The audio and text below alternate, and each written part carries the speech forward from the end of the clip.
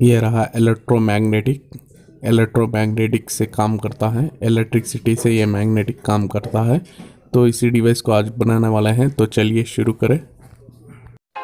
Subscribe कीजिए हमारे channel को और साथ ही साथ बेल आइकन को भी ज़रूर दबा लीजिए ताकि हमारी अगली आने वाली वीडियो की नोटिफिकेशन आपको ज़रूर मिल सके।